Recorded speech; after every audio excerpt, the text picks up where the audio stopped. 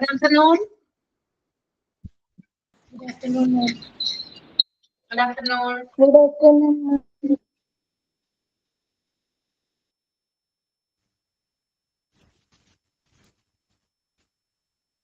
ഭക്ഷണം കഴിച്ചോ? കഴിച്ചു അല്ലേ? 3 പേരുള്ളല്ലോ.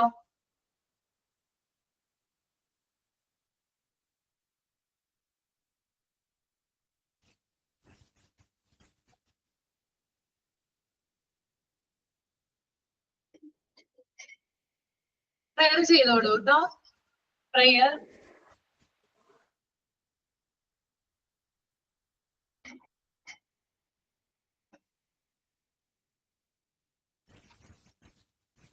പ്രയർ ആരാ ചെയ്യുന്നേ?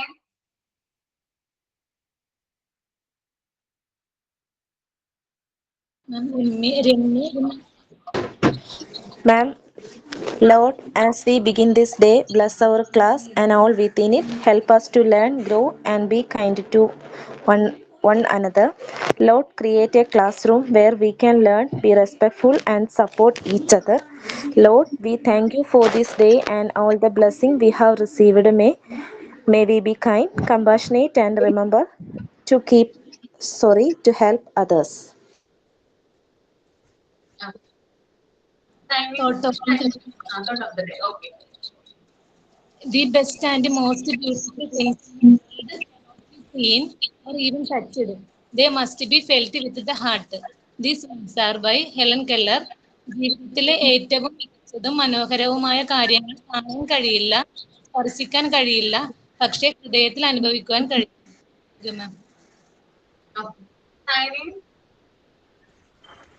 Good afternoon, everyone. I am happily welcomes all my friends and our respected Ashwati ma'am.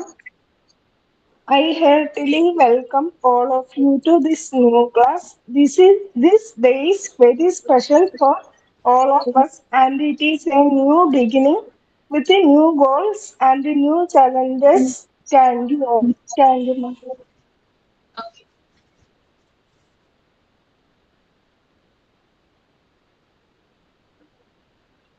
എന്തെങ്കിലും ആക്ടിവിറ്റി തന്നായിരുന്നോ നിങ്ങൾക്ക് കഴിഞ്ഞ ക്ലാസ്സില്?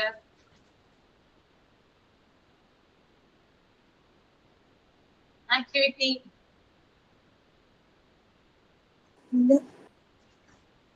എന്തെങ്കിലും തന്നായിരുന്നു? എന്തെങ്കിലും എഴുതാൻ പറഞ്ഞിട്ടുണ്ടായിരുന്നോ? എന്തായിരുന്നു? തന്നിട്ടില്ല. ഓക്കെ.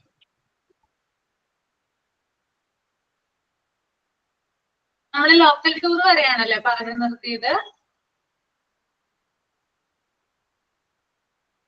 അല്ലേ? ഓർമ്മയുണ്ടോ? അതെ. Next one Russian kind of tour ആണ് കേട്ടോ. ശുഭ ഒന്ന് വായിക്കാമോ റഷ്യൻ കൈൻഡ് ഓഫ് ടൂർ?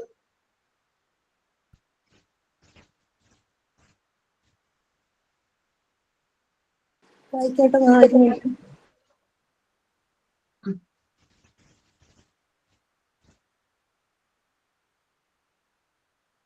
വായിച്ചോളൂ.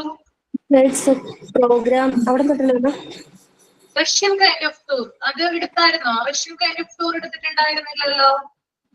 ഇല്ല. Russian kind of tour outdoor class. This type of otherwise called a walking tour. The teacher takes her own class students out of a hike. ബാക്കിയാണോ? ബാക്കി വേണ്ട, explain ചെയ്യാമോ അതൊന്ന്? Russian kind of ടൂറിന്റെ വേറൊരു പേരാണ് outdoor class അല്ലെങ്കിൽ walking tour എന്നൊക്കെ പറയുന്നത്. അതൊരു ടീച്ചർ അവരുടെ ക്ലാസ്സിലുള്ള കുട്ടികളെ തന്നെ പുറത്തു കൊണ്ടുപോയി പഠിപ്പിക്കുന്ന, അല്ലെങ്കിൽ പുറത്ത് കൊണ്ടുപോയി ടീച്ചറിന്റെ ക്ലാസ്സിലുള്ള കുട്ടികളെ മാത്രം കൊണ്ടുപോയി പഠിപ്പിക്കുന്നതിനാണ് ഔട്ട്ഡോർ ടൂർ എന്ന് പറയുന്നത്. അല്ലേ? ഓക്കെ. അപ്പൊ റഷ്യൻ കൈൻഡ് ഓഫ് ടൂർ അഥവാ ഔട്ട്ഡോർ ക്ലാസ് എന്ന് പറയുന്നത് ക്ലാസ്സിന് പുറത്തേക്ക് കുട്ടികളെ കൊണ്ടുപോയിട്ട് പഠിപ്പിക്കുന്നതാണ് കേട്ടോ. നമുക്കറിയാം, നമ്മൾ ചെറിയ ക്ലാസ്സിലൊക്കെ പഠിച്ചിരുന്ന സമയത്ത് ഇപ്പോഴും ചെയ്യാറുണ്ട് ടീച്ചേഴ്സ്. ക്ലാസ്സിന് പുറത്ത് ഇപ്പൊ ഒരു ആൽമരം ഒക്കെ ഉണ്ടെങ്കിൽ ട്രീയുടെ ഒക്കെ അണ്ടറിൽ ഇരുത്തി പഠിപ്പിക്കാറുണ്ട്. ഓർമ്മയുണ്ടോ? ഉണ്ടായിരുന്നു. അപ്പോ ഇത്തരത്തില് ക്ലാസ് റൂമിന് പുറത്ത് ഏതെങ്കിലും ഏരിയയില് പിള്ളേരെ കൊണ്ടുപോകുന്നത്, അവിടെ വെച്ച് പഠിപ്പിക്കുന്ന അല്ലെങ്കിൽ ഈ കാര്യങ്ങൾ പറഞ്ഞു കൊടുക്കുന്ന ഒരു രീതിയാണത് റഷ്യൻ കൈൻഡ് ഓഫ് ടൂർ എന്ന് പറയുന്നത് കേട്ടോ. നെക്സ്റ്റ് വൺ ടീച്ചർ ടൂർ ആണ്. ടീച്ചർ ടൂർ ഒരാളൊന്ന് വായിച്ചേ, സുഗിത ഒന്ന് റീഡ് ചെയ്യാമോ ടീച്ചർ ടൂർ? വായിക്കാം. Teacher tour. This tour is arranged by the correspondent. In all the above tours, the teacher is relaxed less. For the fulfillment of teachers, the tour is arranged generally in the vacations by the management. Besides, the program is of two types. One is inside the campus, like a film show, puppet show, etc. Second one is outside the campus, where the children are taken to see a circus, children's cinema, etc. These are all then, and there are disrobement fees. Disrobement fees. In all the above cases, wherever the teacher is given any kind of fees collection works, the teacher should keep a notebook and enter the daily collection in it, with the date, name of student, amount collected, and the purpose as the heading of the page. Preferably with the statement about the received amount of the bill is put. She should note the bill number, serial number, and the name of the students when the bills are dispersed. Okay, explain ചെയ്യാമോ? അയ്യോ, ഒന്നും കൂടി വായിച്ചോട്ടെ മിസ്സേ, ഞാൻ ഇപ്പൊ കേറിയുള്ളൂ. Okay.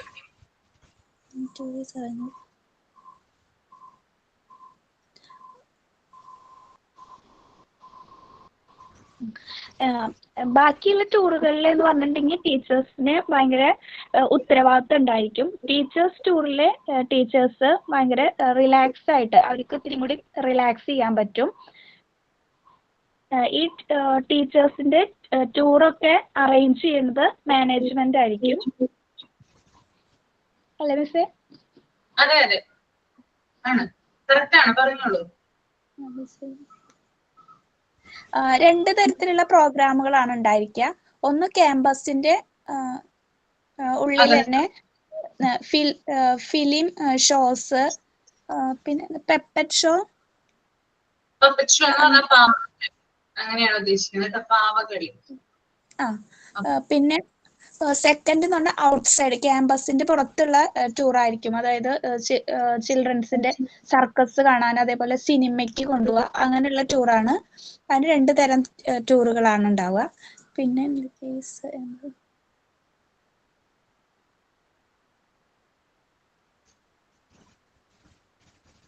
ഡിസ്ട്രോപ്മെന്റ് fees എന്ന് പറഞ്ഞാലേ അത് ഉദ്ദേശിക്കുന്നത് ഒരു പ്രത്യേക സാഹചര്യത്തില് കുട്ടികളിൽ നിന്ന് വാങ്ങുന്ന ഫീസാണ്. അതായത് ഇപ്പോ ക്യാമ്പസിനുള്ളിൽ തന്നെ ഫിലിം ഷോ നടക്കുന്നുണ്ടെങ്കിലോ, അല്ലെങ്കിൽ പപ്പറ്റ് ഷോയോ, അല്ലെങ്കിൽ ക്യാമ്പസിന് പുറത്തേക്ക് കുട്ടികളെ ഫിലിമിന് കൊണ്ടുപോവുകയോ സർക്കസിന് കൊണ്ടുപോവുകയോ ചെയ്തു കഴിഞ്ഞാല് അവരിൽ നിന്ന് ഒരു നിശ്ചിത തുക ഈടാക്കാറുണ്ട്. ഉണ്ടോ? കളക്ട് ചെയ്യാറുണ്ടോ കുട്ടികളുടെ കയ്യിൽ നിന്ന്? കളക്ട് ചെയ്യാറുണ്ടല്ലേ? അപ്പൊ അതിനെയാണ് ഡിസ്ട്രോപ്മെന്റ് ഫീസ് എന്ന് പറയുന്നത് കേട്ടോ. ഓക്കെ, വായിച്ചോളൂ. In the case, kind of fees കുട്ടികളുടെ നിന്ന് ഈ സിനിമയ്ക്കും സർക്കസിനും ഒരു നിശ്ചിത എമൗണ്ട് ഫീസ് കളക്ട് ചെയ്യാറുണ്ട്. അത് ടീച്ചർമാർ എന്ത് ചെയ്യണം, ഒരു ബുക്കില് സ്റ്റുഡൻസിന്റെ ഡേറ്റ്, അവരുടെ പേര്, പിന്നെ തന്നിട്ടുള്ള എമൗണ്ട്, അതൊക്കെ കളക്ട് ചെയ്തിട്ട് ഒരു ബുക്കിൽ അത് നോട്ട് ചെയ്ത് വെക്കണം. Heading of the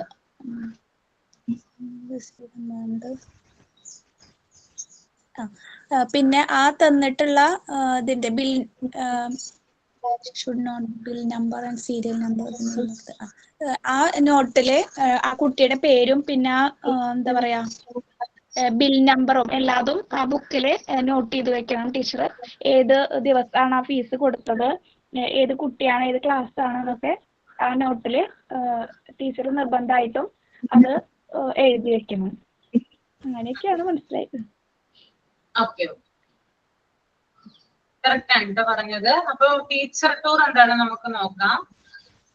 This teacher tour is arranged by the correspondent. Correspondent means management ആണ്. ടീച്ചർ ടൂർ നടത്തുന്നത് അറേഞ്ച് ചെയ്യുന്നത് ആരാണ്? ഒരു സ്കൂളിലെ മാനേജ്മെന്റ് ആണ്. മാനേജ്മെന്റ് ആണ് ഡിസിഷൻ എടുത്തിട്ട് ടീച്ചേഴ്സിനെ ടൂറിന് കൊണ്ടുപോകുന്നത്. നമ്മൾ മുകളിൽ കൊടുത്തിരിക്കുന്ന ടൂറുകൾ എന്ന് പറഞ്ഞാല് ടീച്ചറിന് റിലാക്സേഷൻ ഒന്നും തന്നെ ലഭിക്കുന്നില്ല അല്ലെ? കുട്ടികളെ ടൂർ കൊണ്ടുപോകുമ്പോഴും അല്ലെങ്കിൽ ജനറൽ ടൂർ ആയാലും ലോങ് ടൂർ ആയാലും അല്ലെങ്കിൽ റഷ്യൻ കൈൻഡ് ഓഫ് ടൂർ ആയാലും ഒക്കെ ടീച്ചേഴ്സ് അവിടെ വർക്ക് ചെയ്തുകൊണ്ടിരിക്കുവാണ് അല്ലെ? അതായത് ഓരോരോ ഡ്യൂട്ടീസ് അവർക്ക് കൊടുക്കാറുണ്ട്. അപ്പോൾ ടീച്ചേഴ്സിന് കുട്ടികളുടെ കാര്യം നോക്കണം. ഇപ്പോ റെസ്പോൺസിബിലിറ്റി അല്ലെങ്കിൽ റെസ്പോൺസിബിൾ ആയിട്ട് വേണം നമ്മൾ കുഞ്ഞുങ്ങളെ സ്കൂളിൽ നിന്ന് ടൂർ കൊണ്ടുപോകാൻ അല്ലെ? തിരിച്ച് അതുപോലെ തന്നെ എങ്ങനെയാണോ കുഞ്ഞുങ്ങൾ അവിടെ നിന്ന് പോകുന്നത് അതുപോലെ തന്നെ തിരിച്ച് അവരുടെ പാരന്റ്സിന്റെ കയ്യിൽ ഏൽപ്പിക്കേണ്ട ഉത്തരവാദിത്വം ആരുടെയാണ്? ടീച്ചറുടെയാണ്.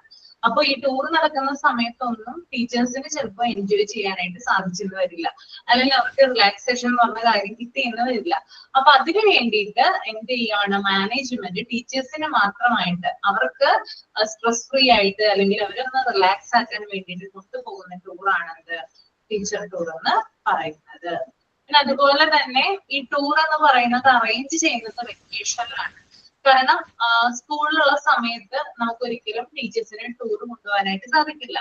ടീച്ചേഴ്സ് എല്ലാ ടീച്ചേഴ്സും ഇതിനകത്ത് പാർട്ടിസിപ്പേറ്റ് ചെയ്യണം, എന്നാൽ മാത്രമേ അവർക്ക് സാറ്റിസ്ഫാക്ഷൻ ഉണ്ടാവുള്ളൂ.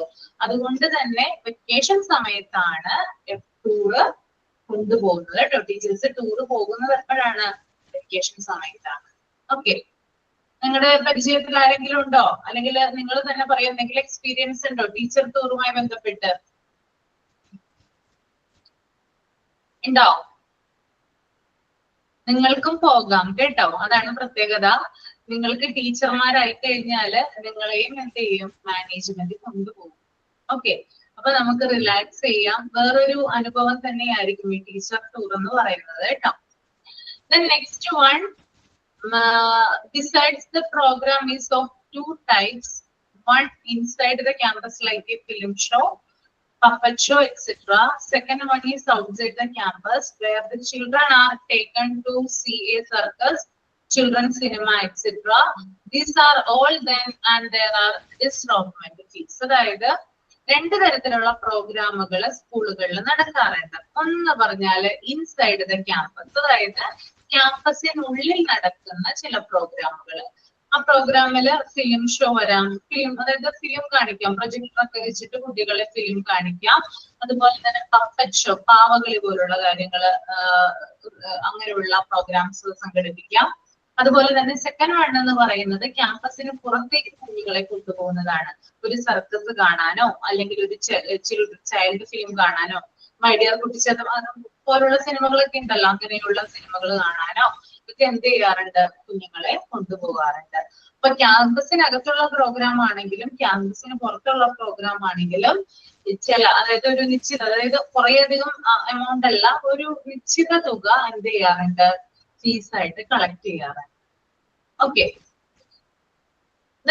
അതുപോലെ തന്നെ ഈ മുകളിൽ പറഞ്ഞിരിക്കുന്ന സംഭവങ്ങളിൽ അല്ലെങ്കിൽ in the all above cases wherever the teacher is given any kind of fees collection works, മുകളിൽ പറയുന്നതുമായി ബന്ധപ്പെട്ടിട്ട് ടീച്ചർ ഈ ഒരു ഫീസ് കളക്ഷനിൽ ഏർപ്പെട്ട് കഴിഞ്ഞാൽ, ഫീസ് കളക്ട് ചെയ്തിട്ടുണ്ടെങ്കിൽ the teacher should keep a notebook and enter the daily collection of unit with date, name of student, amount collected and purpose as the heading of the page, preferably with the statement about the received amount, total amount in words of the bill is put. She should note the bill number, the serial number and the name of the student when the bills are dispersed. അതായത് മുകളിൽ പറഞ്ഞിരിക്കുന്ന രീതിയിൽ teachers കുട്ടികളിൽ നിന്ന് fees collect ചെയ്ത് കഴിയുമ്പോൾ അതിന് വ്യക്തമായിട്ട് ഒരു രേഖ ഉണ്ടായിരിക്കണം. ഓക്കെ, ഒരു പ്രൂഫ് ഉണ്ടായിരിക്കണം അല്ലെ. അതായത് ഇത്ര കുട്ടികളിൽ നിന്ന് ഇത്ര തുക അല്ലെങ്കിൽ ഇത്ര അമൗണ്ട് കളക്ട് ചെയ്തു എന്നതിന് തെളിവുണ്ടായിരിക്കണം. എന്തിനു വേണ്ടിയിട്ടാണ് ഇങ്ങനെ ശേഖരിച്ചു വെക്കുന്നത്? കൃത്യമായിട്ട് ഡോക്യുമെന്റ് ചെയ്ത് വെക്കുന്ന, രേഖകളാക്കി വെക്കുന്നതിന് വേണ്ടിയിട്ടാ ഫീസ് കളക്ട് ചെയ്ത്? എന്തിനു വേണ്ടിയിട്ടാ പറയൂ?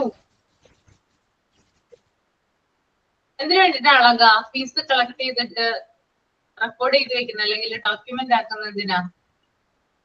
നമുക്ക് പെട്ടെന്ന് അറിയാനുള്ള അശുഭ പറഞ്ഞോളൂ. പിന്നീടുള്ള പരാതികൾ ഒഴിവാക്കാൻ.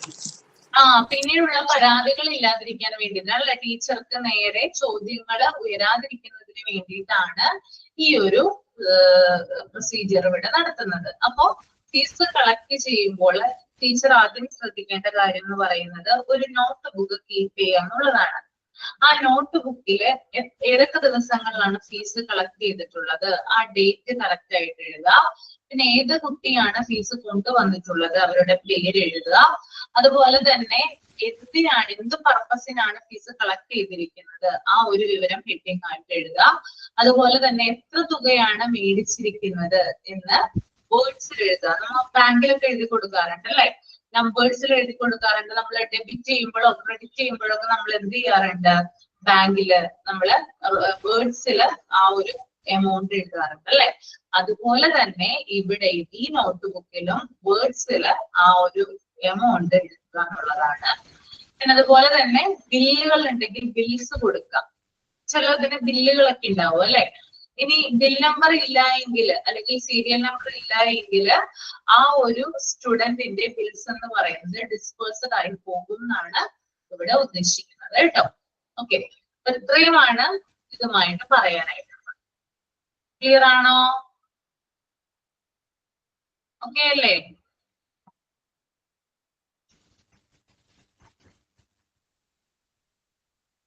ഇനി അടുത്തത് നിങ്ങൾ ആ പേജ് ഒന്ന് റീഡ് ചെയ്യൂ കേട്ടോ. Taking part in function and meetings.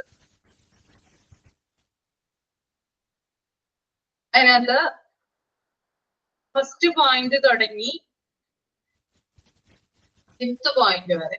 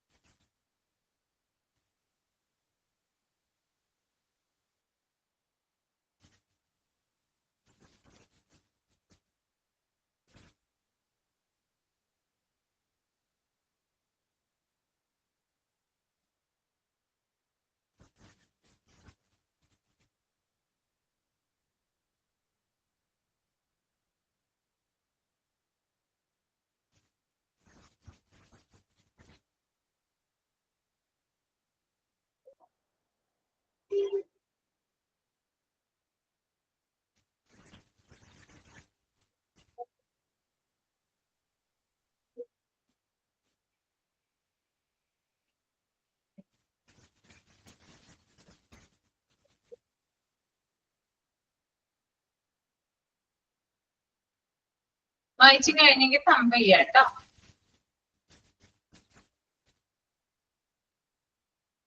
Okay, ആദ്യത്തെ പോയിന്റ് ഒരാളൊന്ന് റീഡ് ചെയ്യാമോ? First point, arranging the VIPs. വായിക്കട്ടെ മിസ്? വായിച്ചോളൂ, രാജലക്ഷ്മി വായിച്ചു. Arranging the VIPs invitation committee. One or few teachers who take the work are capable of not only getting the date from the VIPs, they should only do the work of printing invitations and issuing them. They should meet the VIPs again to make arrangements for their arrivals, retreat, and they are fully responsible for the movement and the refreshment for the invited person. Okay, explain ചെയ്യാമോ രാജലക്ഷ്മി? ഒന്നോ ചിലപ്പോൾ അതിലധികമോ teachers വേണം ഈ ജോലിയുടെ ഉത്തരവാദിത്തം ഏറ്റെടുക്കാൻ വേണ്ടിയിട്ട്. അതായത് ആ VIPയുടെ ഡേറ്റ് അവര് മാത്രമായിട്ട് എടുക്കാൻ പറ്റില്ല. അവര് ഈ ഇൻവിറ്റേഷൻ പ്രിന്റ് ചെയ്യുന്നതിന്റെ അത് കൊടുക്കുന്നതിന്റെ മാത്രം ഉത്തരവാദിത്തം അവർക്ക് മതിയായിരിക്കും. അവര് ഈ VIPയെ കാണണം, പിന്നെ അവരുടെ അവര് വരുന്നതിനുള്ള അറേഞ്ച്മെന്റ്സ് ഒക്കെ ചെയ്തു കൊടുക്കണം, അവരെ ട്രീറ്റ് ചെയ്യണം. പിന്നെ അവരാ ഈ ഇൻവൈറ്റഡ് പേഴ്സണ് നമ്മളാ ക്ഷണിച്ചിട്ടുള്ള വ്യക്തിയെ ട്രീറ്റ് ചെയ്യാനുള്ള ഇത് മാത്രമേ ടീച്ചേഴ്സിനുള്ളൂ. ഇതാണ് മിസ്. ഓക്കെ, അതായത് VIPസിനൊക്കെ സ്കൂളുകളിൽ, അതായത് ചില പ്രോഗ്രാംസ് ഒക്കെ നടക്കുമ്പോൾ എന്ത് ചെയ്യാറുണ്ട്, VIPസിനൊക്കെ ഇൻവൈറ്റ് ചെയ്യാറുണ്ട് അല്ലെ? ഓക്കെ, അപ്പോ അതായത് വിശിഷ്ട വ്യക്തികൾ ഉണ്ടാകും, കുറച്ചും കൂടി ഫെമിലിയർ ആയിട്ടുള്ള സിനിമാ താരങ്ങള്, അല്ലെങ്കിൽ എന്താ പറയാ പൊളിറ്റിക്കൽ പാർട്ടീസിൽ നിന്നുള്ള ആളുകള്, പൊളിറ്റീഷ്യൻസ് ആയിട്ടുള്ള ആളുകള്, അല്ലെങ്കിൽ മറ്റ് കലാരംഗത്ത് പ്രവർത്തിക്കുന്ന ആളുകള്, അത്തരത്തിലുള്ള ആളുകളെയൊക്കെ ക്ഷണിച്ചിട്ടാണ് പലതരത്തിലുള്ള പ്രോഗ്രാംസുകളും സ്കൂളിൽ കണ്ടക്ട് ചെയ്യുന്നത്. അപ്പൊ അവരെ ക്ഷണിക്കുന്നതിന് വേണ്ടിയിട്ട്, അല്ലെങ്കിൽ VIPസിനെ അറേഞ്ച് ചെയ്യുന്നതിന് വേണ്ടിയിട്ട് പ്രത്യേകമായിട്ടുള്ള ഒരു കമ്മിറ്റി സ്കൂളുകളിൽ രൂപീകരിക്കാറുണ്ട്. അതിനെയാണ് ഇൻവിറ്റേഷൻ കമ്മിറ്റി എന്ന് പറയുന്നത്. അപ്പോ ഇതിനോടനുബന്ധിച്ച് 1-2 ടീച്ചർമാർക്ക്, അല്ലെങ്കിൽ ഒന്നോ അതിലധികമോ ഉള്ള ടീച്ചർമാരെ ഈ ഒരു വർക്കിന് വേണ്ടിയിട്ട് ഡ്യൂട്ടിക്ക് ഇടാറുണ്ട്. ഓക്കെ, അപ്പോ അവരുടെ വർക്ക് എന്ന് പറയുന്നത് VIPസിനെ ഇൻവൈറ്റ് ചെയ്യാന്നുള്ളതാണ്. അതായത് അവരുടെ ഡേറ്റ് കൺഫേം ആക്കുക എന്നുള്ളത്. അതായത് നമ്മളിപ്പോ ഒരു പ്രോഗ്രാം നടത്താനായിട്ട് ഡിസ്കസ് ചെയ്യുന്ന സമയത്ത് തീർച്ചയായിട്ടും നമ്മൾ ആലോചിക്കുന്ന ഒരു കാര്യമാണ്, നമ്മൾ ക്ഷണിക്കാൻ ഉദ്ദേശിക്കുന്ന വ്യക്തി ആ സമയത്ത് അല്ലെങ്കിൽ ആ ഡേറ്റിന് അവിടെ വരുമോ ഇല്ലയോ എന്നുള്ളത് അല്ലെ. അവര് വന്നാൽ മാത്രമാണ് നമുക്ക് പ്രോഗ്രാം കണ്ടക്ട് ചെയ്യാനായിട്ട് സാധിക്കുക. ഓക്കെ, പ്രത്യേകിച്ച് അവരെ തന്നെയാണ് ക്ഷണിക്കുന്നതെങ്കിൽ. അപ്പോ നമ്മൾ അവരോട് ഡിസ്കസ് ചെയ്യും, അതായത് ഏത് VIPനെയാണോ നമ്മൾ ക്ഷണിക്കുന്നത് അവരുമായിട്ട് നമ്മൾ കോൺടാക്ട് ചെയ്യും. അപ്പൊ കോൺടാക്ട് ചെയ്ത് കഴിഞ്ഞാൽ അവർക്ക് ആ ഡേറ്റിന് വരാനായിട്ട് സാധിക്കുന്നില്ലെങ്കിൽ, ഒന്നില്ലെങ്കിൽ നമ്മൾ ആ ഡേറ്റ് ഒന്ന് എക്സ്റ്റെൻഡ് ചെയ്യും, മാറ്റിവെക്കും. അല്ലെങ്കിൽ നമ്മൾ മറ്റു VIPകളെ അല്ലെങ്കിൽ മറ്റാളുകളെ നമ്മൾ ക്ഷണിക്കാനായിട്ട് പോകും. ഇങ്ങനെയാണ് സ്കൂളുകളിൽ സാധാരണ പ്രോഗ്രാംസുമായി ബന്ധപ്പെട്ട് VIPസിനെ അറേഞ്ച് ചെയ്യുന്നത്. അപ്പോ അവരെ കോൺടാക്ട് ചെയ്യുന്നതും അവരെ ക്ഷണിക്കുന്നതും ഒക്കെ ഈ ഇൻവിറ്റേഷൻ കമ്മിറ്റിയിലുള്ള ആളുകളാണ്. ഓക്കെ, ഇൻവിറ്റേഷൻ കമ്മിറ്റിയിൽ ടീച്ചേഴ്സ് മാത്രമല്ല ഉണ്ടാകുന്ന, മറ്റ് സ്കൂൾ മാനേജ്മെന്റിന്റെ മറ്റ് ആളുകൾ, PTA പോലുള്ള PTA എന്നുള്ള റെപ്രസെന്റേറ്റീവ്സ് ഉണ്ടാകും, അതുപോലെ മാനേജ്മെന്റിലുള്ള മറ്റാളുകളൊക്കെ ഉണ്ടാവും. നിങ്ങളൊരു സിനിമ കണ്ടിട്ടുണ്ടോ? നമ്മുടെ ശ്രീനിവാസന്റെ കഥ പറയുമ്പോൾ എന്ന് പറയുന്ന സിനിമ കണ്ടിട്ടുണ്ടല്ലേ? അതിനകത്ത് ക്ഷണിക്കാനായിട്ട് പോകുന്നുണ്ട് മമ്മൂട്ടീനെ. അസൈൻ ഓർമ്മയുണ്ടോ നിങ്ങൾക്ക്? മറ്റേ KPSC ചേച്ചി പിന്നെ കുറച്ചു പേരും കൂടി ചെന്നിട്ടാണ് എന്ത് ചെയ്യുന്നത്, ആ ഒരു വ്യക്തിയെ ക്ഷണിക്കുന്നത് അല്ലെ. അപ്പോ അത്തരത്തിൽ അതായത് VIPസിനെ ഇൻവൈറ്റ് ചെയ്യാനും അവരെ കോണ്ടാക്ട് ചെയ്യാനും വേണ്ടിയിട്ട് ഈ ടീച്ചേഴ്സിനെ ഡ്യൂട്ടിക്ക് ഇടുന്നതാണ്. ഓക്കെ. അതുപോലെ തന്നെ പ്രിന്റിംഗ് വർക്കുകൾ, അതായത് ഇൻവിറ്റേഷനുമായിട്ടുള്ള ബന്ധപ്പെട്ടുള്ള കാര്യങ്ങൾ, അതായത് ഈ ഒരു VIPനെ നമ്മൾ ഇൻവൈറ്റ് ചെയ്യുമ്പോൾ അവരെ ക്ഷണിക്കുന്നതിന് വേണ്ടിയിട്ട്, അതായത് അവരുടെ പേരും കൂടി ഉൾപ്പെടുത്തിയിട്ടൊക്കെ നമ്മൾ എന്ത് ചെയ്യാറുണ്ട്, ലെറ്റർ തയ്യാറാക്കാറുണ്ട്, ഇൻവിറ്റേഷൻസ് ലെറ്റർ തയ്യാറാക്കാറുണ്ട്. അപ്പൊ ഈ ലെറ്റർ അവർക്ക് കൊണ്ടുപോയി കൊടുക്കുന്നതും, അല്ലെങ്കിൽ ഇപ്പോ എല്ലാവരും ഫോൺ ത്രൂ ആണല്ലോ, ഫോൺ വഴിയോ അല്ലെങ്കിൽ നേരിട്ട് അവർക്ക് ഇൻവിറ്റേഷൻ അയക്കുന്നതും ഒക്കെ ഈ ടീച്ചേഴ്സിന്റെ ഡ്യൂട്ടിയിൽ വരുന്നതാണ്. ഓക്കെ. പിന്നെ അതുപോലെ തന്നെ VIPs വരുമ്പോൾ, അതായത് പ്രോഗ്രാം നടക്കുന്ന സമയത്ത് VIPs സ്കൂളിൽ വരുന്ന സമയത്ത് അവർക്ക് വേണ്ടിയിട്ടുള്ള അറേഞ്ച്മെന്റുകൾ കാര്യങ്ങളൊക്കെ ചെയ്യേണ്ടതും ഈ ടീച്ചേഴ്സ് ആണ്. ഓക്കെ. പിന്നെ അതുപോലെ തന്നെ അവരുടെ റിഫ്രഷ്മെന്റിന് വേണ്ടിയിട്ടുള്ള കാര്യങ്ങൾ, ഇപ്പൊ അവർക്ക് ടീ കൊടുക്കുന്നു അല്ലെങ്കിൽ സ്നാക്ക് കൊടുക്കുന്നു, അങ്ങനെയുള്ള കാര്യങ്ങളൊക്കെ ഉണ്ടാവില്ല, അതൊക്കെ അറേഞ്ച് ചെയ്യേണ്ടതും ഈ ടീച്ചേഴ്സിന്റെ ഡ്യൂട്ടിയിൽ വരുന്നത്. ഓക്കെ. ക്ലിയർ ആണോ?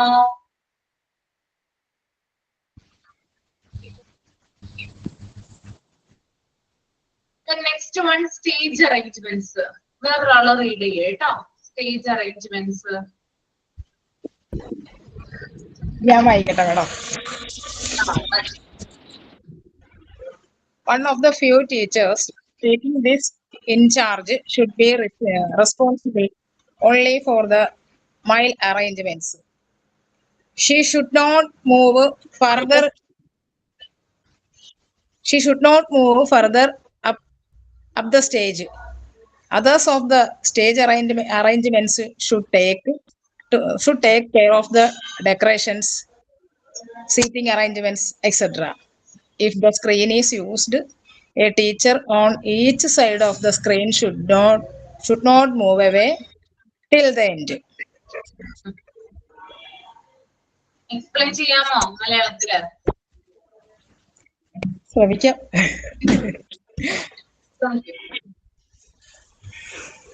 സ്റ്റേജ് അറേഞ്ച്മെന്റിന് കുറച്ച് അധ്യാപകരെ, ഒരു പ്രോഗ്രാം വരുന്ന സമയത്ത് സ്കൂളിലുള്ള എല്ലാ അധ്യാപകരും ആയിരിക്കില്ല, കുറച്ച് അധ്യാപകരെ അതിൻ്റെയുള്ള ചാർജ് ഏൽപ്പിക്കുന്നു. അവരാണ് സ്റ്റേജ് സെറ്റ് ചെയ്യുന്നതും ഡെക്കറേഷൻസും സീറ്റ് അറേഞ്ച്മെന്റ്സും ഒക്കെ ചെയ്യുന്നത്. പിന്നെ വലിയ സ്ക്രീനൊക്കെ ഉള്ള ഒരു പ്രോഗ്രാം ആണെങ്കിൽ സ്ക്രീനിന്റെ അപ്പുറം അപ്പുറം ഒന്നും ആൾക്കാർ കടന്നു പോകാതിരിക്കാനൊക്കെ ഉള്ള ഒരു പ്രിക്കോഷനും അവരെടുത്തിരിക്കണം. ഓക്കെ അല്ലേ?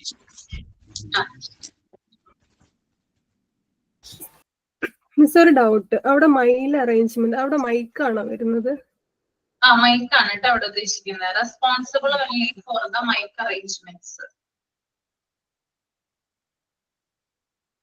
സോറി കേട്ടോ, നോക്കട്ടെ, ഒരു മിനിറ്റ് ഞാൻ നോക്കട്ടെ.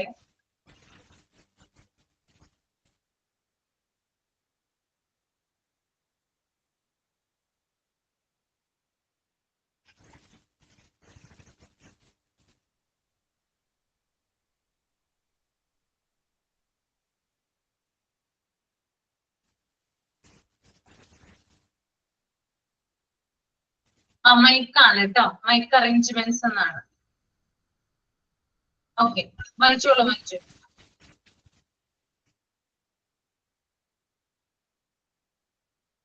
വായിച്ചു കഴിഞ്ഞായിരുന്നോ മഞ്ജു?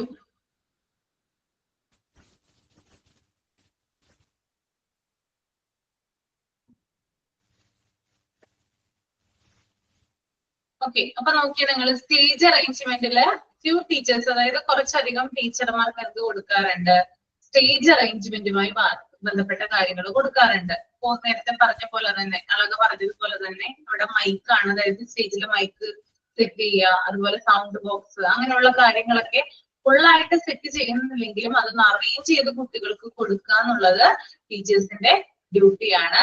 പിന്നെ അതുപോലെ തന്നെ കുട്ടികൾ ഓരോ പ്രോഗ്രാംസ്, അതായത് ഒരു പ്രോഗ്രാം കഴിയുമ്പോൾ അടുത്ത പ്രോഗ്രാം, അങ്ങനെ കുട്ടികളുടെ ധാരാളം പ്രോഗ്രാംസ് ഉണ്ടാവും. അപ്പോ അവരെ കയറ്റി വിടുന്നതിനൊക്കെ ബന്ധപ്പെട്ടിട്ട് ടീച്ചർ എന്ത് ചെയ്യാൻ പാടില്ല, അവിടെ നിന്ന് പോവാനായിട്ട് പാടില്ല. സ്റ്റേജിന്റെ ചുറ്റുവട്ടത്ത് തന്നെ ടീച്ചേഴ്സ് ഡ്യൂട്ടിക്ക് ഉണ്ടായിരിക്കണം. ഓക്കെ. പിന്നെ അതുപോലെ തന്നെ സ്റ്റേജിലെ ഡെക്കറേഷനുമായി ബന്ധപ്പെട്ട കാര്യങ്ങൾ, അവിടെ VIPസിനും അതുപോലെ മറ്റു വ്യക്തികൾക്കുള്ള സീറ്റിംഗ് അറേഞ്ച്മെന്റ്സ്, ഇതൊക്കെ എന്ത് ചെയ്തിരിക്കണം? ടീച്ചർ ആയിരിക്കണം ശ്രദ്ധിക്കേണ്ടത്. ഇതൊക്കെ ടീച്ചറുടെ ഡ്യൂട്ടി ആയിട്ടാണ് വരുന്നത് കേട്ടോ. ഓക്കെ. നെക്സ്റ്റ് വൺ, മൂന്നാമത്തേതാണ് drinks and edible arrangement. Okay, അളകൊന്ന് വായിച്ചേ. അളക റീഡ് ചെയ്യാമോ? Drinks and edible arrangement. The teachers of this charge should perform the work of purchasing, preparing, allocation, and cleaning the vessels. They should keep proper vouchers and hand over them to principal. ടീച്ചേഴ്സിന്റെ ചുമതലയാണ് ഈ ആവശ്യമുള്ള എന്താ പറയാ vessels, പാത്രങ്ങള് വാങ്ങുന്നതും അത് തയ്യാറാക്കുക, പിന്നെ അത് ക്ലീൻ ചെയ്യുക, അങ്ങനെയൊക്കെ ചെയ്യുന്നത് ടീച്ചേഴ്സിന്റെ ഉത്തരവാദിത്തമാണ്. പിന്നെ അവര് അതിന്റെയൊക്കെ വൗച്ചർ എന്ന് പറയുന്നത് ബില്ലാണോ ഉദ്ദേശിക്കുന്നത്? വൗച്ചർ എന്ന് പറയുന്നത് ഇതിന്റെയൊക്കെ ലിസ്റ്റുകള് സൂക്ഷിക്കുകയും അത് പ്രിൻസിപ്പലിനെ ഏൽപ്പിക്കുകയും ചെയ്യണം. ഓക്കെ. അതായത് ടീച്ചേഴ്സിന്റെ ഡ്യൂട്ടി ആണ്. അതായത് ഇപ്പോ ഇത്തരത്തിൽ, അതായത് VIPസുകളൊക്കെ വരുമ്പോൾ അവർക്ക് വേണ്ടിയിട്ടുള്ള, അതായത് ഭക്ഷണം കൊടുക്കുന്നതിന് വേണ്ടിയിട്ടുള്ള പാത്രങ്ങൾ വാങ്ങുക, അതുപോലെ തന്നെ ഇങ്ങനെയുള്ള ഫുഡ് ഐറ്റംസ് ഒക്കെ വാങ്ങുക എന്നുള്ളത് ചില ടീച്ചേഴ്സിന്റെ ഡ്യൂട്ടിയിൽ പെടുന്നതാണ്. അപ്പൊ അത് പർച്ചേസ് ചെയ്യുക, അതുപോലെ അത് പ്രിപ്പയർ ചെയ്ത് വെക്കുക, പിന്നെ അതുപോലെ തന്നെ ഉപയോഗശേഷം അത് ക്ലീൻ ചെയ്ത് വെക്കുക എന്നുള്ളതൊക്കെ ടീച്ചേഴ്സിന്റെ ഡ്യൂട്ടിയിൽ പെടുന്നതാണ്. പിന്നെ ഇതുമായി ബന്ധപ്പെട്ട് ഇപ്പൊ പാത്രങ്ങൾ, വെസൽസും മറ്റൊക്കെ വാങ്ങുവാണെങ്കിൽ അതിന്റെ വൗച്ചറുകൾ, ബില്ലുകളൊക്കെ കൃത്യമായിട്ട് സൂക്ഷിച്ചിട്ട് അത് പ്രിൻസിപ്പളിന് ഹാൻഡ് ഓവർ ചെയ്യേണ്ടതും ടീച്ചേഴ്സിന്റെ ഡ്യൂട്ടി ആയിട്ടാണ് വരുന്നത്. Okay. Fourth one, peacekeeping. ആരാണ് വായിക്കുക? Peace keeping.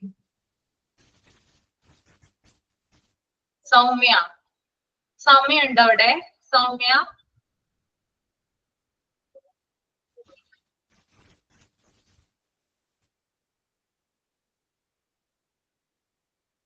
ഹസീന റീഡ് ചെയ്യാവോ? Peacekeeping. In many schools, when the meeting is started, teachers align in a row and sit together, which is wrong thing. Those who are not having the framework of inviting the VIPs, stage arrangements, and other dispersed work, it is indirect that they are given a peacekeeping duty. They should not only stand on both sides of meeting hall at a gap with each other, but also in the center and few at the gate. മനസ്സിലായത്? Explain ചെയ്യാമോ ഒന്ന്?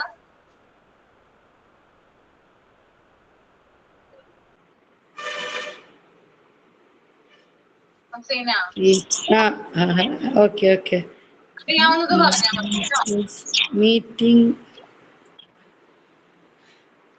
Meeting start ചെയ്യുമ്പോൾ ടീച്ചേഴ്സിനെ റോലേക്കാരും seating arrangements arrange ചെയ്യണമെന്ന്. Front സീറ്റില് VIPസിനെ arrange ചെയ്യണം. അത് കഴിഞ്ഞിട്ട് മറ്റേ പാരന്റ്സിനെയും ടീച്ചേഴ്സിനെയും ഒക്കെ അറേഞ്ച് ചെയ്യണം. അതായത് സ്കൂളുകളിൽ മീറ്റിങ്ങുകളൊക്കെ നടക്കുന്ന സമയത്ത്, അതായത് ചിലപ്പോൾ തിരക്കുകളും കാര്യങ്ങളൊക്കെ ഉണ്ടാകാം അല്ലെ? അതായത് ഇപ്പൊ ഒരു പ്രോഗ്രാം നടക്കുന്ന സമയത്ത് VIPs ഒക്കെ വരുന്ന സമയത്ത് അല്ലെങ്കിൽ ഭയങ്കരമായിട്ട് തിരക്കുകൾ ഉണ്ടാകാം. അപ്പോ അവിടെ സമാധാന പരിപാലനം നടത്തുക എന്നുള്ളതാണ്. അതായത് കുട്ടികളെ എന്താ പറയാ, നേരാവണ്ണം ആ ഒരു വഴിയിൽ ലൈനാക്കി നിർത്തുക. അതുപോലെ തന്നെ അധികം ഒച്ചപ്പാടൊന്നും എടുക്കാതെ സൈലന്റ് ആയിട്ട് കുട്ടികളോട് നീങ്ങാനായിട്ട്, മൂവ് ചെയ്യാനായിട്ട് പറയുക. ഇതൊക്കെ ടീച്ചറിന്റെ ഡ്യൂട്ടിയിലാണ് വരുന്നത്. ഓക്കെ. പിന്നെ അതുപോലെ തന്നെ VIPs ഒക്കെ വരുമ്പോൾ അവരെ വളരെ അറ്റൻഷനോട് കൂടി സ്റ്റേജിലേക്ക് കൊണ്ടുപോകുക എന്നുള്ളതും, അതുപോലെ തന്നെ ഗേറ്റിന് ചുറ്റും, ഗേറ്റ് അല്ല, നമ്മുടെ സ്കൂളുമായി ബന്ധപ്പെട്ടിട്ടുള്ള പരിസരങ്ങളും മൊത്തം, അതായത് പീസ് കീപ്പിംഗ് ആണ്. അപ്പൊ സമാധാനം ഉണ്ടാക്കുക, അല്ലെങ്കിൽ ഒരു ഫംഗ്ഷനുകളോ മറ്റോ കാര്യങ്ങളൊക്കെ മീറ്റിങ്ങുകളോ കാര്യങ്ങളൊക്കെ നടക്കുമ്പോൾ ചുറ്റിനും സൈലൻസ് കീപ്പ് ചെയ്യാനായിട്ട് പഠിപ്പിക്കുക. ഇങ്ങനെയുള്ള കാര്യങ്ങളൊക്കെ ഇതിനകത്താണ് വരുന്നത് കേട്ടോ.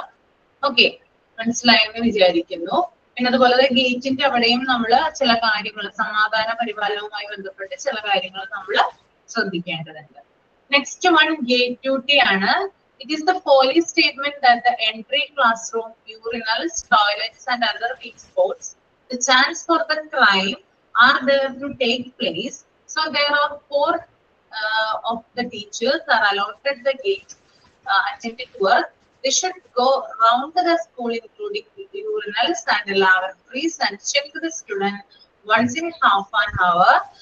One of 2 should ever be at the gate. അതായത് പോലീസ് സ്റ്റേറ്റ്മെന്റ് പറയുന്നതിനനുസരിച്ച്, അതായത് പോലീസ് സ്റ്റേറ്റ്മെന്റിന്റെ ഒരു ഇതാണ്, നിഗമനമാണ് ഇവിടെ കൊടുത്തിരിക്കുന്നത്. It is the police statement, classroom, entry classroom, urinals, toilet, other weak spot, ഇവിടെയൊക്കെയാണ് കൂടുതലായിട്ടും ക്രൈംസ് നടക്കുന്നത്. ഓക്കെ, അതായത് ഇവിടെ കൊലപാതകങ്ങൾ എന്നല്ല ഉദ്ദേശിക്കുന്നത് കേട്ടോ, ചെറിയ ചെറിയ കുറ്റകൃത്യങ്ങൾ നടക്കുന്നത്. അതായത് കുഞ്ഞുങ്ങളാണെങ്കിൽ കൂടി അല്ലെങ്കിൽ കുട്ടികളാണെങ്കിൽ കൂടി കുട്ടികളിൽ തന്നെ ചില കുട്ടി കുറ്റവാളികളുണ്ട്. കേട്ടിട്ടുണ്ടോ? കുട്ടി കുറ്റവാളികളില്ലേ? അവരെ താമസിപ്പിക്കുന്ന സ്ഥലമില്ലേ? ജുവനൈൽ ഹോം എന്ന് പറയോ അല്ലേ? അതായത് കുഞ്ഞുങ്ങള് എന്തെങ്കിലും തെറ്റുകളൊക്കെ ചെയ്തു കഴിഞ്ഞാൽ അവരെ പണിഷ് ചെയ്യാനായിട്ട്, അതായത് പ്രോപ്പർ, ഇത് നമുക്ക് തീർത്തും അതൊരു പണിഷ്മെന്റ് ആണെന്ന് പറയാൻ പറ്റില്ല. അവർക്ക് എല്ലാത്തരം സൗകര്യങ്ങളും കാര്യങ്ങളൊക്കെ ആ ഒരു സ്ഥലത്ത് ജുവനൈൽ ഹോമിൽ ചെയ്തു കൊടുക്കാറുണ്ട്. പക്ഷെ കുട്ടികൾക്കിടയിൽ ഇങ്ങനെയുള്ള കുറ്റകൃത്യങ്ങള് നടക്കാറുണ്ട്. അതായത് നാളുകൾ തോറും ഓരോരോ കാര്യങ്ങൾ നമ്മൾ ന്യൂസിലൊക്കെ കേൾക്കാറുണ്ടല്ലോ നിങ്ങൾ, അത് തന്നെ നമ്മൾ വിചാരിച്ചാൽ മതി. അപ്പൊ സ്കൂളിലും പോലീസ് സ്റ്റേറ്റ്മെന്റ് പറയുന്നത് ഏറ്റവും കൂടുതൽ കുറ്റകൃത്യങ്ങൾ നടക്കുന്നത്, കുട്ടികൾക്കിടയിലെ കുറ്റകൃത്യങ്ങൾ നടക്കുന്നത് എൻട്രി ക്ലാസ് റൂമുകളിലും യൂറിനൽസിലും ടോയ്ലറ്റുകളിലും അങ്ങനെ മറ്റ്, അതായത് സ്കൂളിന്റെ ശ്രദ്ധിക്കപ്പെടാത്ത മറ്റു ഭാഗങ്ങളിലൊക്കെയാണ് കൂടുതലായിട്ട് നടക്കുന്നത് എന്നാണ് പറയുന്നത്. അതുകൊണ്ട് തന്നെ ടീച്ചർ എപ്പോഴും, ടീച്ചേഴ്സ് അതായത് കൂടുതൽ ടീച്ചേഴ്സിനെ ഈ ഗേറ്റ് ഡ്യൂട്ടിക്ക് ഇടണം എന്ന് പറയുന്നുണ്ട്. അതുപോലെ തന്നെ ഈ ഗേറ്റ് ഡ്യൂട്ടി ഉള്ള ടീച്ചേഴ്സ് നിങ്ങൾക്ക് അറിയാം അല്ലെ, നമ്മുടെ സ്കൂളിലേക്ക് ചെല്ലുമ്പോ തന്നെ ഒരു ടീച്ചർ അവിടെ നിൽപ്പുണ്ടാവും, വടി പിടിച്ചുകൊണ്ട് ഉണ്ടാവും. ചിലപ്പോ അത് പ്രിൻസിപ്പൾ ആയിരിക്കാം, അല്ലെങ്കിൽ മറ്റ് ടീച്ചേഴ്സ് ആയിരിക്കാം. കണ്ടിട്ടുണ്ടോ? സമയം കഴിഞ്ഞിട്ടൊക്കെ കുട്ടികളെ അവർ കയറ്റാറുണ്ടോ സ്കൂളിലേക്ക്? ഇല്ല അല്ലെ? അപ്പോ ഈ ടീച്ചേഴ്സ് എന്ത് ചെയ്യണം? സ്കൂളുകളിലെ, അതായത് ഇത്തരത്തിലുള്ള ഏരിയകളിൽ പോയിട്ട് പരിശോധിക്കണം, ചെക്ക് ചെയ്യണം. എന്തെങ്കിലും എന്താണ് സാധാരണമായിട്ട് അവിടെ കാണുന്നുണ്ടോ, എന്തെങ്കിലും കുട്ടി എന്തെങ്കിലും ചെയ്യുന്നതായിട്ട് കണ്ടിട്ടുണ്ടോ, അങ്ങനെയുള്ള കാര്യങ്ങളൊക്കെ ഒന്ന് ചെക്ക് ചെയ്യേണ്ടതുണ്ട്. അതുപോലെ തന്നെ എന്താണ് ഈ ഗേറ്റ് ഡ്യൂട്ടിക്കായിട്ട് 1-2 ടീച്ചർമാരെ വേറെയും ഇടണം എന്നാണ് പറയുന്നത്. അതായത് ചില കുട്ടികൾ എന്ത് ചെയ്യാറുണ്ട്, സ്കൂളിൽ കയറാതെ ചിലപ്പോ ഗേറ്റിന് അടുത്ത് വരെ വന്നിട്ട് ചിലപ്പോ തിരിച്ചു പോകാറുണ്ട് ഇല്ലേ? ചില കുഞ്ഞുങ്ങൾക്ക് ഭയങ്കര മടിയാണ് സ്കൂളിൽ പോകാനൊക്കെ. ഇപ്പൊ രാവിലെ അവര് യൂണിഫോം ഒക്കെ ഇട്ട് ഇറങ്ങും, സ്കൂളിലേക്കാണെന്ന് പറഞ്ഞു പോകും, ഗേറ്റ് കടക്കില്ല. ഓക്കെ, അപ്പൊ അവിടെ ഒരു ടീച്ചർ ഉണ്ടെങ്കിൽ കൃത്യമായിട്ട് ഇത് വാച്ച് ചെയ്യാനും അവരെ സ്കൂളിലേക്ക് കടത്താനും കഴിയും. ഓക്കെ, ഇനി അതുപോലെ തന്നെ മറ്റു പല, അതായത് കുഞ്ഞുങ്ങൾ ഇപ്പോ എന്താ പറയുക ഇന്റർവെൽ സമയത്ത് അല്ലെങ്കിൽ ഉച്ച സമയത്തൊക്കെ എന്ത് ചെയ്യാറുണ്ട്, ഗേറ്റിന് പുറത്തോട്ട് കുഞ്ഞുങ്ങൾ പോകാറുണ്ട്. അതായത് ആ സ്കൂൾ കോമ്പൗണ്ടിന് പുറത്തോട്ട് കുഞ്ഞുങ്ങൾ പോകും. എന്നിട്ട് പലവിധ സാധനങ്ങളൊക്കെ വാങ്ങി കഴിക്കാറുണ്ട്. നമുക്കറിയാം ഡ്രഗ് പോലുള്ള കാര്യങ്ങൾ ഭയങ്കരമായിട്ട് കുഞ്ഞുങ്ങളിൽ കൂടുന്ന ഒരു സമയമാണ് അല്ലെ ഈ ഒരു സമയം എന്ന് പറയുന്നത്. അങ്ങനെയുള്ള വാർത്തകൾ കേട്ടിട്ടില്ലേ നിങ്ങള്?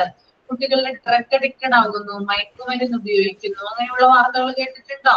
അത് ചിലപ്പോൾ ഡയറക്റ്റ് ആയിട്ടായിരിക്കില്ല കുഞ്ഞുങ്ങൾക്ക് കൊടുക്കുന്നത്, മിഠായികളിലൂടെയും ചോക്ലേറ്റുകളിലൂടെയും എന്താണ് കലർത്തിയായിരിക്കും ചിലപ്പോൾ കുഞ്ഞുങ്ങളിലേക്ക് ഇത് ചെല്ലുന്നത്. അപ്പൊ അവര് ചിലപ്പോ ഡെയിലി ചെയ്യുന്ന മേടിക്കുന്ന ഷോപ്പിൽ നിന്നോ അല്ലെങ്കിൽ അവരുടെ ഏതെങ്കിലും അവര് ആ ഒരു കോമ്പൗണ്ട് വിട്ട് കഴിയുമ്പോൾ ചിലപ്പോൾ ഏതെങ്കിലും പർട്ടിക്കുലർ പേഴ്സൺസിനെ കാണുകയോ അവരിൽ നിന്ന് എന്തെങ്കിലും മിഠായിയോ ചോക്ലേറ്റോ ഒക്കെ വാങ്ങിച്ച് ചിലപ്പോൾ കഴിക്കാവുന്നതുമാണ്. അപ്പൊ ഇത്തരത്തിലുള്ള സംഭവങ്ങൾ ഒഴിവാക്കുന്നതിന് വേണ്ടിയിട്ട് ഗേറ്റില് എപ്പോഴും 1-2 ടീച്ചർമാര് നിർബന്ധമായിട്ട് ഉണ്ടായിരിക്കണം. ഓക്കെ, ക്ലിയർ ആണോ? ഓക്കെ അല്ലേ?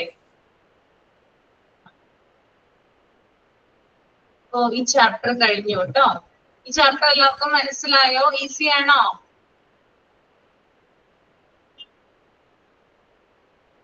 ഈസി ആണോ ചാപ്റ്റർ?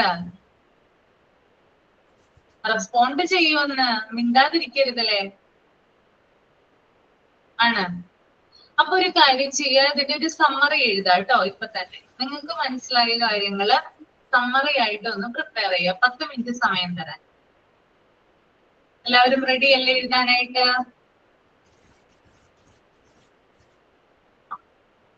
അപ്പൊ സ്റ്റാർട്ട് ചെയ്തോളൂ കേട്ടോ. 10 മിനിറ്റ് സമയമുണ്ട്, അതിനുള്ളിൽ എഴുതി തീർത്താൽ മതി കേട്ടോ.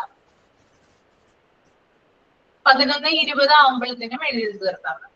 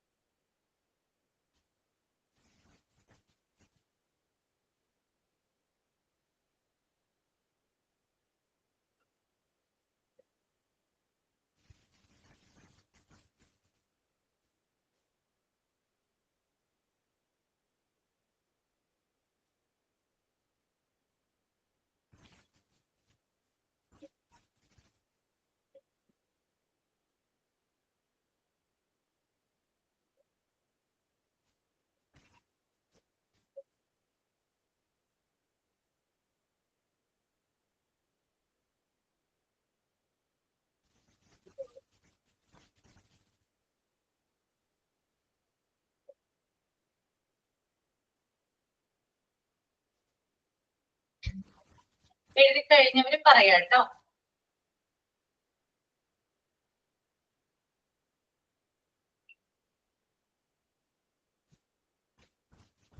ശുഭ എഴുതി കഴിഞ്ഞു? വായിക്കാമോ ഒന്ന്? വായിക്കാം. Institutional planning. Meaning of institutional planning. Institutional planning എന്ന് പറയുന്നത് സിസ്റ്റമാറ്റിക് ആയിട്ടുള്ള ഒരു പ്രോഗ്രാമാണ്. അത് ആ ഇൻസ്റ്റിറ്റ്യൂഷണൽ ഡെവലപ്മെന്റിന് വേണ്ടിയിട്ടാണ് നമ്മൾ ചെയ്യുന്നത്. സ്ഥാപനത്തിന്റെ വളർച്ചയ്ക്കൊക്കെ വേണ്ടിയിട്ടാണ് നമ്മൾ ആ ഇൻസ്റ്റിറ്റ്യൂഷണൽ പ്ലാനിങ് നടത്തുന്നത്. അപ്പൊ അങ്ങനെ പ്ലാൻ ചെയ്യുമ്പോൾ നമ്മൾ അവിടുത്തെ മാക്സിമം റിസോഴ്സുകളൊക്കെ യൂസ് ചെയ്തുകൊണ്ട് വേണം നടത്താനായിട്ട്. പിന്നെ ആ പ്ലാനിങ്ങിന്റെ റെസ്പോൺസിബിൾ എന്ന് പറയുന്നത് ആ സ്കൂളിന്റെ ഹെഡ് ആയിരിക്കും. പിന്നെ ഒരു സക്സസ്ഫുൾ ആയിട്ടുള്ള പ്ലാൻ എന്ന് പറയുന്നത് അതിൽ എപ്പോ എവിടെ വെച്ച് എങ്ങനെ ആര് എത്ര സമയം കൊണ്ട് തീരും അങ്ങനെയുള്ള ഡീറ്റെയിൽസും ഉണ്ടായിരിക്കണം.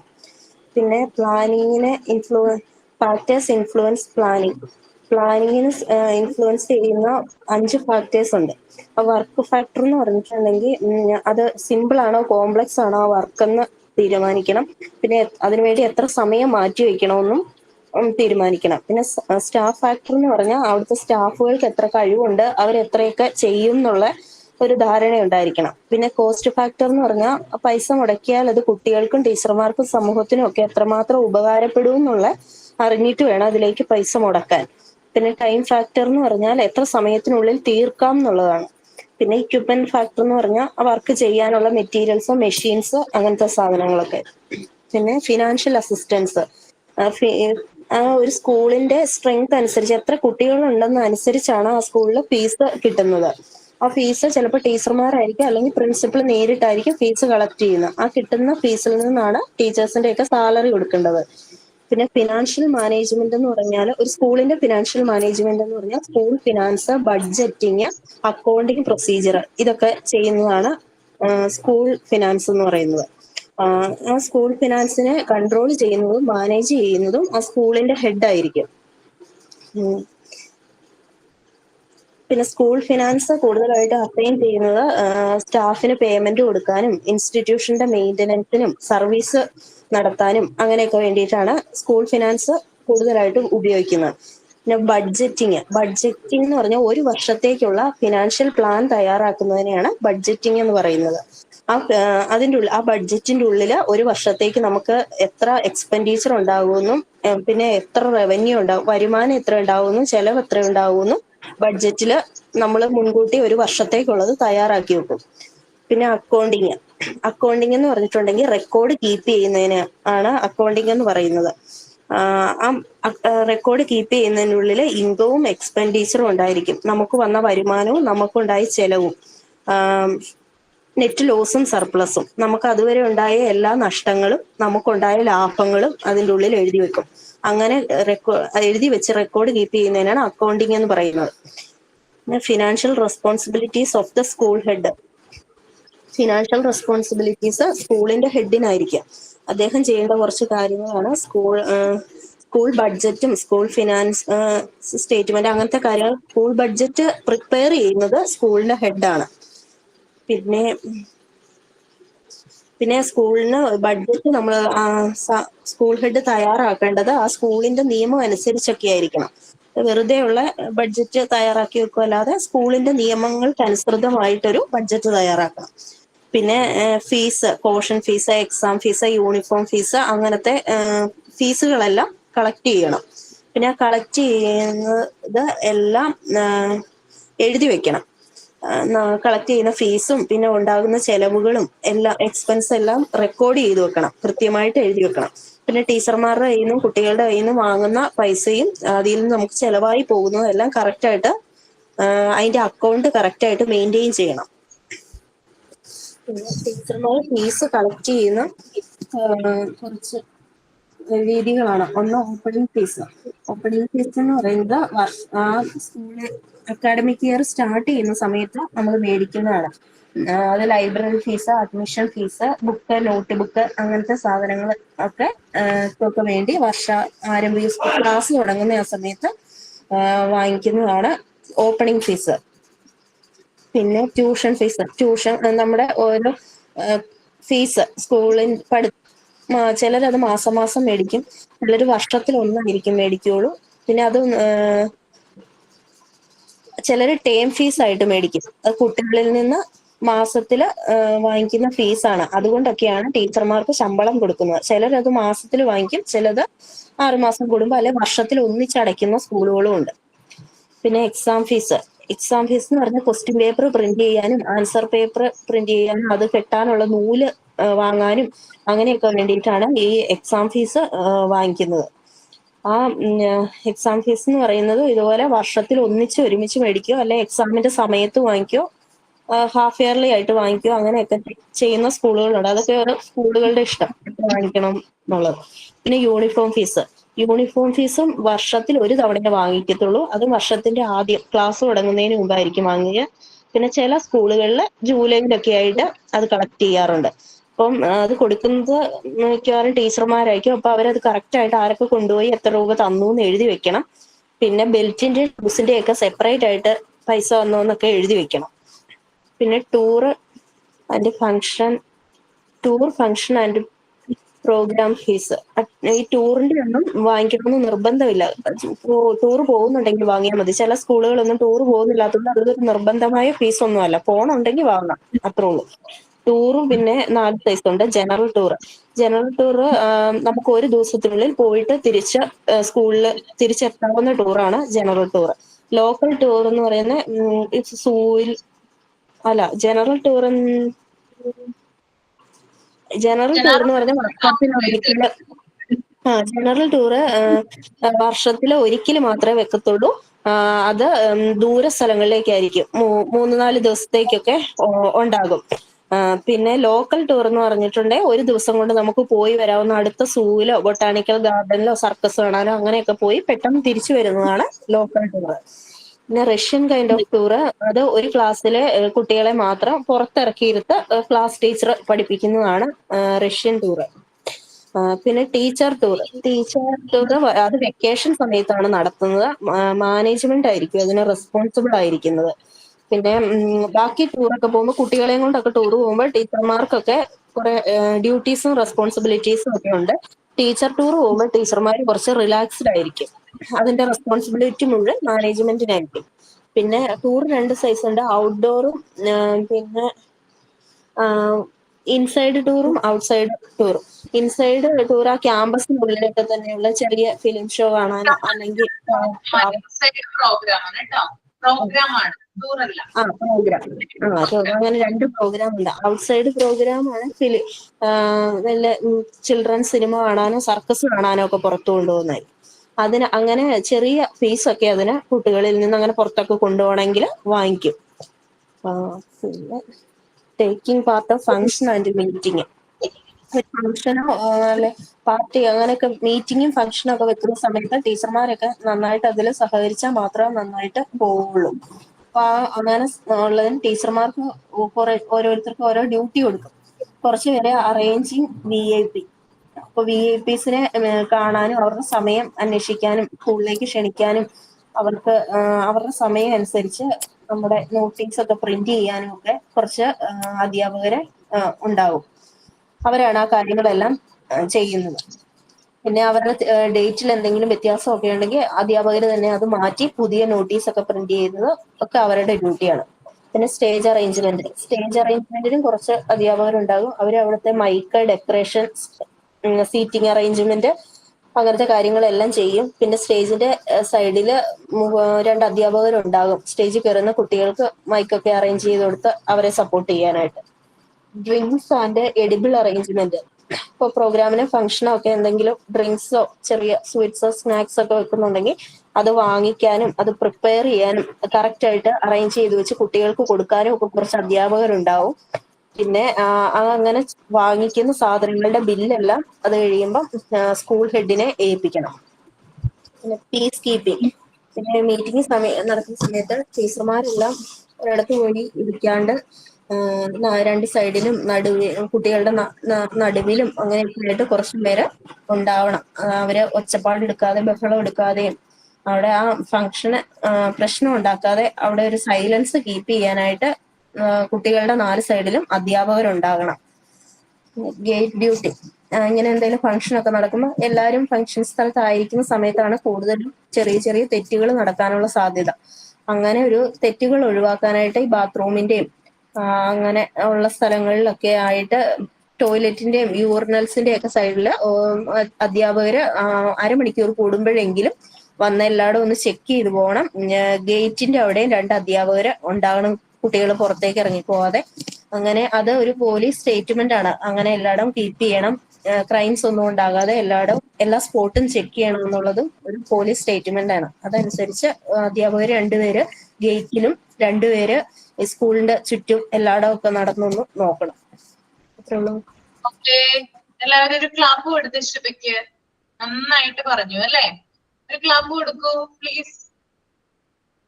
ചാപ്റ്റർ നന്നായിട്ട് എക്സ്പ്ലെയിൻ ചെയ്തു തന്നു അല്ലേ? ഓക്കെ, അപ്പോ ബാക്കിയുള്ളവരുടെ ഞാൻ അടുത്ത ക്ലാസ്സിൽ റീഡ് ചെയ്യിപ്പിക്കും കേട്ടോ. അപ്പൊ നമുക്ക് ക്ലാസ് വൈൻഡ് അപ്പ് ചെയ്യാൻ സമയമായി. Okay, thank you. Thank you. Thank you. Sign out പറഞ്ഞോട്ടെ മിസ്? എന്താണ് ആ സൈൻ ഔട്ട് പറഞ്ഞോളൂ. Thank you, Ashwati ma'am, for your dedication, and my dear friends who are attended our class.